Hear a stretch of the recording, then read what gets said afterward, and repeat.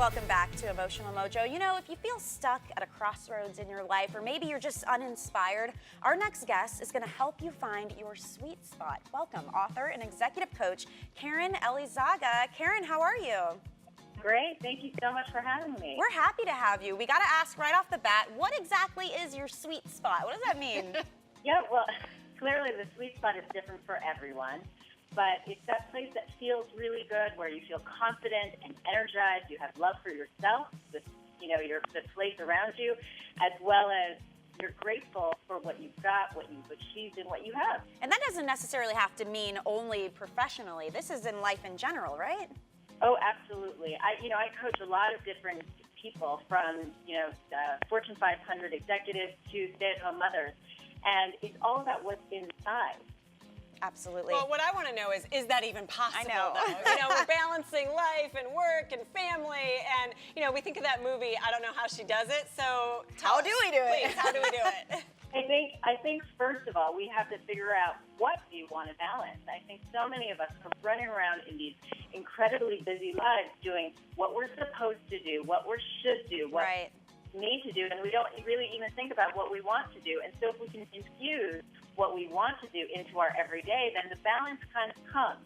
And, in the book, I've also got actual tactical strategies for figuring out how to fit it all in. I like it. I like the inspiration in it, too, because you take us through this series of inspiring stories and what you call these sweet spot checks. What's the importance of these checks?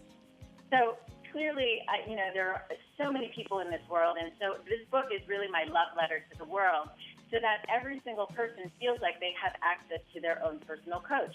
And the way I wrote these sweet spot checks is, a person will read these questions and really stop to reflect on, what is my sweet spot? How do I get there?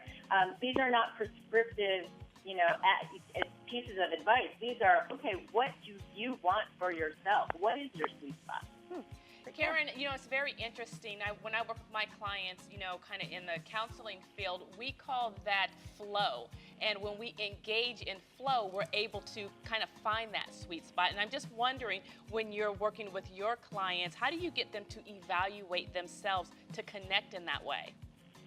Right. I think part of it is really asking these hard questions. And some of these sweet spot checks are made up of really hard questions because, again, in the busyness of your life, you're not really stopping to reflect what it is that you really need to drive you, to motivate you, to choose what you want to do. So it's the hard questions that are part of that flow. Well, it's nice because you break it down and you've got these 4 strategies, I guess you call them. So the first one is to discover your sweet spot, and then to embrace excellence, not perfection. I love that one. Entertain a single thought at a time. But this 4th one is the one we'd love for you to expand on, about shifting your perspective. We talk about reframing a lot on our show. So what does that mean for you, to shift your perspective? Well, your last segment was about the winter cold and not being able to go outside and exercise. And so shifting your perspective can be something so easy as really thinking about, how do you look at a certain situation. So I could look outside and see all the ugliness of the snow and the dirt that builds up, and or I could look outside and go, oh my gosh, look at those icicles glistening off someone's house, or That's look a at how reframe. Yeah, I love that. And that's so simple and so seems really micro, but it can really have an amazing effect on your day. I believe it. It's funny, with this show we feel that way because we're always looking for that silver lining, and it does affect how you live your life. You almost train yourself to look for the better in the world.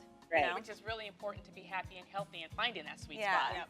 So what is this power of yet? The word yet, you say, has a lot of power behind it. Right. So in our effort to be better, or in our, looking to look for the next level, or looking for our goals, we think about often negative things, such as, I don't have the corner office. I'm not skinny like I want to be. I don't have the relationship that I want to have. And that little 3-letter word can turn those kind of really negative sentences around. So I don't have the corner office. Yet. I like it. This is Yeah. a really fun, easy way to really turn your life around, Right. Karen, you're awesome. Thank you. Again, her book is Find Your Sweet Spot, you guys, and it is available right now online and in bookstores. Thank you again for spending some time with us. We appreciate it. I really appreciate it.